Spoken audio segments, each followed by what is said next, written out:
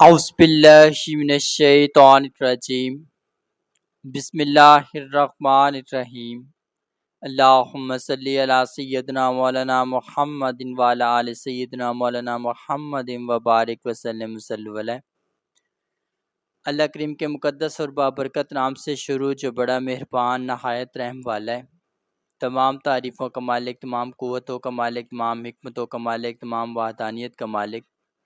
دعائے اس کریم ذات سے ہم سب کی حاضری اپنی بارگاہ میں قبول و منظور فرمائے، ہم سب کو بہت سارا اجر عظیم عطا فرمائے، ہم سب کے تمام صغیرہ کبیرہ گناہ معاف فرمائے، ہر قسم کی آفت اور بلیات سے امان عطا فرمائے، سرکار دو عالم صلی اللہ علیہ وآلہ وسلم کی سچی اور پکی محبت اور چاہت عطا فرمائے، اور ہم سب کا خاتمہ ایمان بالخیر فرمائے، ہر قسم کی مشکل اور آفت سے امان عطا فرمائے، آمین یا رب العالمین۔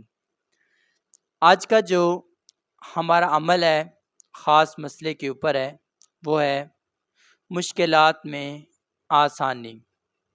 بہت ساری مشکلات انسان کی زندگی میں آتی ہیں اور بہت سارے سبق اس کو دے کر جاتی ہیں، اور کافی ایسے افراد ہوتے ہیں جو مشکلات کی دلدل سے باہر نکل ہی نہیں پاتے۔ تو بتایا جائے گا کہ مشکلات آخر کیسے آتی ہیں، کتنا ٹائم رہتی ہیں، کون سی مشکل کیا کرتی ہے، کیسے ہماری زندگی سے بے دخل ہوتی ہے، اگر وہ خود سے بے دخل نہیں ہوتی تو ہم اسے کیسے بے دخل کر سکتے ہیں، اور کیسے ہم اپنے آپ کو مشکلات سے بچا سکتے ہیں، محفوظ رکھ سکتے ہیں۔ تو یہ ساری باتیں آج کے اس ٹاپک کا حصہ ہوں گی، جس میں ہم مکمل طور پر ہر بات کا باقاعدہ ذکر کریں گے۔ اللہ پاک کی ذات ہمارے اوپر اپنی رحمت اور اپنے کرم کا معاملہ قائم کرے، آمین یا رب العالمین۔ مشکلات کو پیدا کرنے والے پہلے ان 2 سے 3 عوامل کی بات کرتے ہیں جو بہت زیادہ مشکلات میں وجہ بن جاتے ہیں۔ پہلا جو عمل ہے وہ ہے انسان کا بن سوچے سمجھے اپنے فیصلے خود کرنا، اپنی مرضی کرنا، اور کسی کو بھی اچھی اور بھلی بات اپنے بارے میں بیان کرنے سے روک دینا، اور اپنی مرضی، اپنی سوچ اور اپنے گمان کو تقویت دینا، یہ چیز مشکلات میں پیدا ہونے کی پہلی وجہ بنتی ہے۔ دوسری بات اگر کی جائے تو اس کے اندر انسان کا بہت زیادہ جذباتی اور سینسٹیو ہو جانا، یہ چیز انسان کی مشکلات میں مدد کرتی ہے کہ اس کو مشکلات پڑیں۔ اگر ہم تیسرے نقصے کی بات کریں، تیسری وجہ کی بات کریں، تو اس کے اندر آتا ہے انسان کا بہت زیادہ حد تک اللہ اور اس کے رسول کے فرمان کی بے حرمتی کرنا۔ یہ 3 ایسے مسائل ہیں جو کہ مشکلات کو پیدا کرتے ہیں۔ اب ہم سمجھ سکتے ہیں جب اللہ اور اس کے رسول کی بے حرمتی کی بات ہوگی تو ہم کتنے جرائم کریں گے، ہم جھوٹ بولیں گے، ہم غیبت کریں گے، ہم چغل خوری کریں گے، ہم لوگوں کے عیب نکالیں گے، ہم ہر طرح کے جرائم کو محبت کے ساتھ کر رہے ہوں گے۔ اب ایک طرف ہم یہ جرائم کر رہے ہوں گے، دوسری طرف ہم کلام پڑھ رہے ہوں گے۔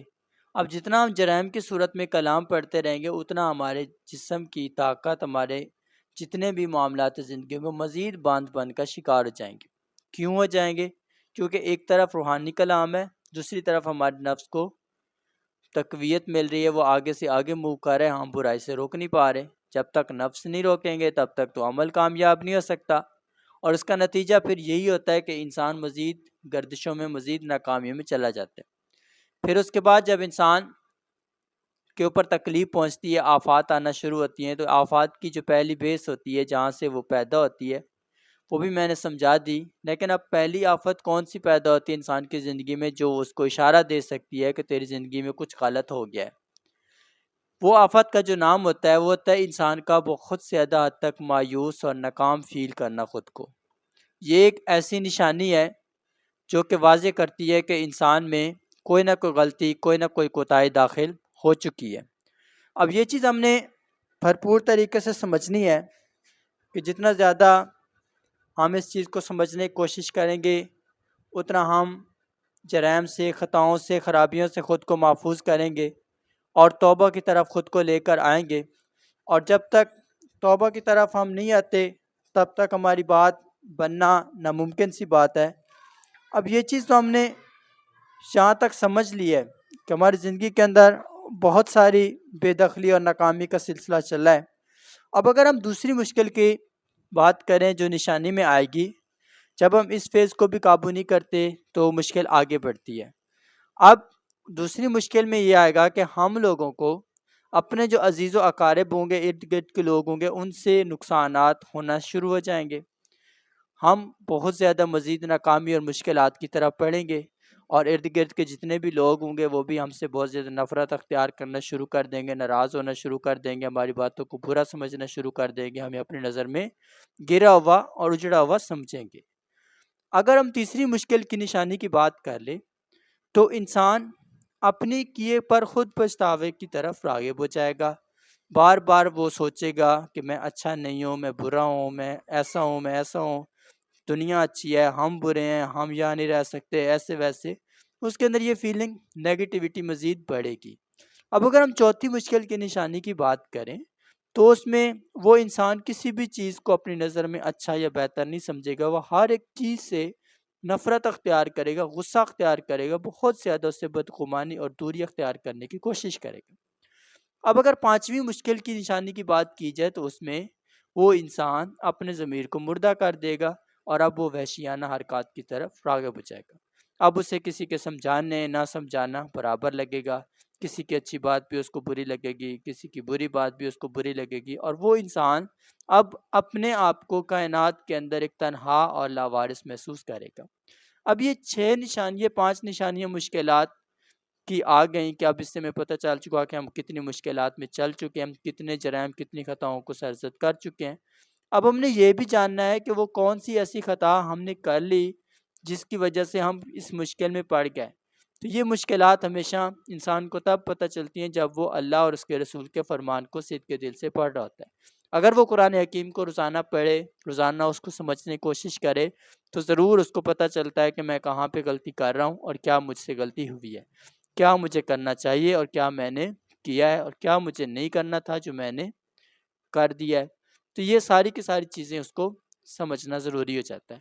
اب اگر ہم اس مصیبت اور اس آفت کا شکار ہو چکے ہیں، اب ہر صورت میں ہم ناکامی اور گردش کی زندگی میں آ چکے ہیں، اب اس کنڈیشن میں ہمیں کیا کرنا ہے؟ سب سے زیادہ ہمیں حوصلے کی کیفیت کو بیدار کرنا ہے۔ اب جتنا ہمارے اندر صبر اور شکر کی کیفیت آئے گی تو کچھ دعا، کچھ اعمال، کچھ ذکر و عبادات میں کچھ بہتری کے نشانات ملیں گے۔ اگر ہم یہاں پر بھی وہی حواس باختگی، وہی ناراضگی، وہی گلے شکوے، وہی ناکامی، وہی وسوسے کے خیالات، سوچیں جتنی بھی ہمارے اندر داخل ہوتی جائیں گے تو یہ سوچیں اور خیالات مزید ہمیں ناکامیوں کی طرف کھینچیں گے۔ اب اس کنڈیشن میں لوگ ہم سے کب فائدہ اٹھائیں گے؟ لوگ ہمیں کب دھوکہ دیں گے؟ کب ہم سے غلط بیانی کریں گے؟ کب ہمارا سے مفاد اٹھائیں گے؟ کیا ہمارے ساتھ کریں گے؟ تو جب ہم ان 5 سٹیجز کو اختیار کر لیتے ہیں تو پھر اس کے بعد لوگوں کا سٹیپ آتا ہے کہ وہ ہمیں نقصان دیتے ہیں، اور اس کے بعد ہماری زندگی کے اندر مزید مشکلات اور تکالیف بڑھتی ہیں۔ ہم جہاں امید لگاتے ہیں وہیں سے ٹوٹتے ہیں، جو ہمارا یقین ہوتا ہے وہی ختم ہو جاتا ہے۔ ہماری زندگی جو ہوتی ہے وہ ایک بہت زیادہ مشکلات اور تکالیف میں گر جاتی ہے۔ اب بات کر لیتے ہیں عمل کی، کہ ہم اس مصیبت میں آ چکے ہیں، اب ہم نے اس سے نکلنا ہے اور زوال کو ختم کرنا ہے، اپنی زندگی سے سکون کا لمحہ اپنی زندگی کے اندر لے کر آنا ہے۔ تو اس کے لیے آپ نے آج رات کو یہ خاص عمل کرنا ہے۔ سب سے پہلے 2 رکعت نماز نفل توبہ عشاء کی نماز کے بعد یہ پڑھیں گے۔ اس کے بعد آپ نے 10 منٹ بیٹھ کر آنکھیں بند کر لینی ہے، پورے 10 منٹ آپ نے اللہ کا ذکر کرنا ہے۔ اللہ کا ذکر جب آپ کریں گے تو اس میں آپ کی کیفیات میں مختلف تبدیلیاں آئیں گی۔ بہت زیادہ اگر آپ کے اوپر گردش چھائی ہوئی ہوگی تو آپ کو ڈر، خوف، کپکپاہٹ سی محسوس ہوگی۔